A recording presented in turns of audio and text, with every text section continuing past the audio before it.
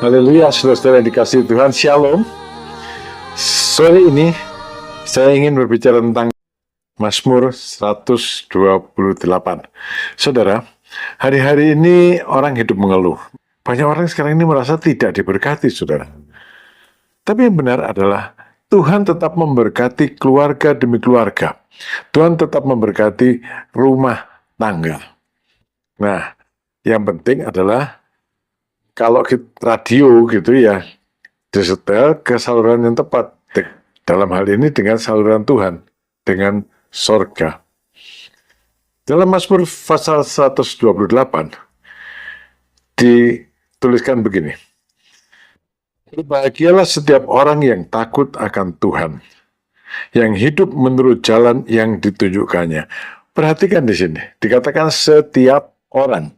Setiap orang itu laki-laki, perempuan, tua, muda, anak, pokoknya setiap orang. Berbahagia kalau dia takut akan Tuhan.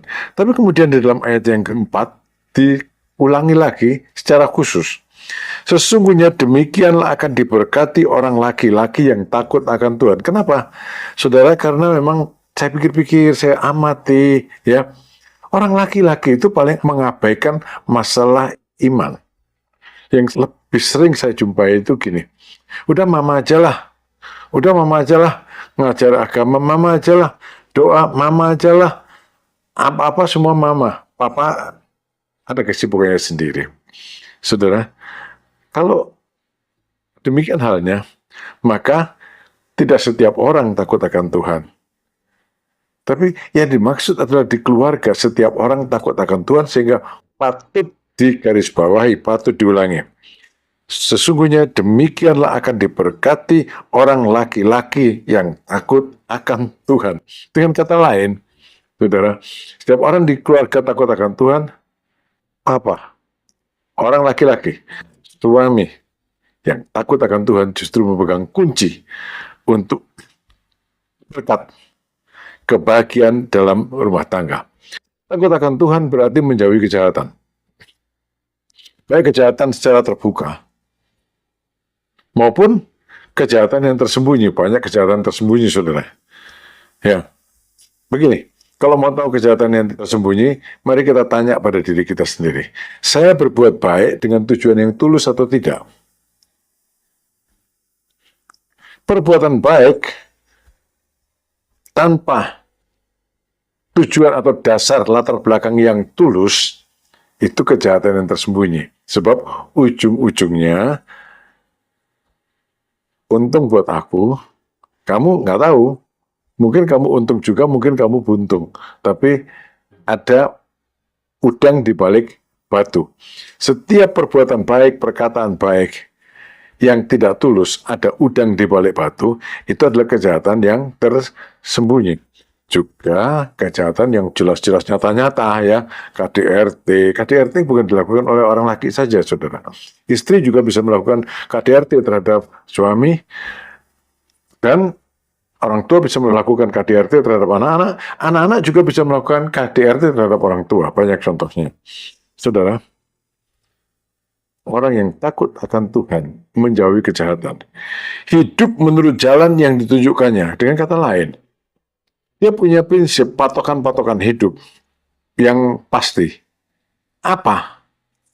Firman Tuhan. Semua patokan-patokan hidup di dunia tentang kebaikan dan kejahatan itu tidak pasti. Relatif. Ada yang di sini disebut baik, di situ disebut jahat.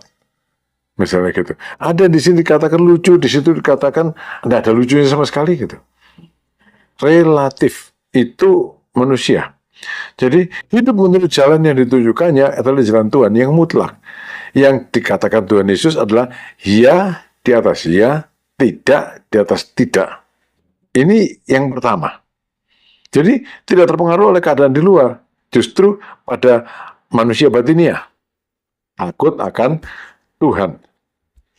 Kemudian dalam ayat yang kedua dikatakan, apabila engkau memakan hasil jerih payah tanganmu, berbahagialah engkau dan baiklah keadaanmu. Saudara, di sini nggak dikatakan jerih payah tanganmu itu hasil berapa banyak. Pokoknya ada hasil jerih payah tanganmu. Artinya kerja. Hasilnya berapa? Nggak tahu. Tidak disebutkan berapa banyak. Memakan hasil jerih payah tanganmu. Hasilnya cuma sedikit. Ya sudah, nikmatilah. Hasilnya banyak. Ya sudah, nikmatilah. Itu yang menyebabkan seorang bisa bahagia. Mungkin kita bilang, oh, cuma segini, bagaimana bisa cukup? Saudara-saudara, saya satu hari pernah berdoa seperti itu. Lalu jawab Tuhan gini, 5 roti dan 2 ekor ikan di tanganku cukup untuk 5.000 orang. Kamu punya 1 roti untuk 4 orang, masa tidak cukup? Iya juga, saudara. Jadi, memakan hasil jerih payah tanganmu, berapapun yang ada hasil jerih payah tanganmu, nikmatilah. Ya, jangan memakan hari esok. Maksudnya, paham ya? Kita utang untuk dinikmati hari ini. Jangan makan hari esok. Tapi, nikmati yang ada sekarang ini. Mencukupkan diri dengan yang ada, itu membawa orang ke dalam satu kebahagiaan. Hidup ini jadi simpel. Ada yang segini dinikmati dengan bersyukur, ya. Dinikmati dengan bersyukur, dinikmati dengan bersyukur. Menikmati apa yang kita hasilkan, itu adalah berkat dari Tuhan. Dan kalau keadaannya demikian, maka anggota-anggota keluarga akan hidup dengan sejahtera. Sehingga dikatakan, istrimu akan menjadi seperti pohon anggur yang subur. Ada pohon anggur yang asam. Tapi pohon anggur yang subur itu menghasilkan kegembiraan, menghasilkan sukacita. Ya, saudara. Kalau istrimu seperti pohon anggur yang subur, suami tentunya kerasan di rumah. Tapi istri tidak menjadi seperti pohon anggur yang subur, pohon anggur yang asam. Mungkin masalahnya juga kembali kepada, mungkin tabiat si istri yang seperti itu, tapi kalau kita kembali kepada firman Tuhan adalah mungkin sekali justru kuncinya pada pria, suami, kepala keluarga yang tidak takut akan Tuhan. Dan kemudian anak-anakmu seperti tunas pohon zaitun sekeliling mejamu.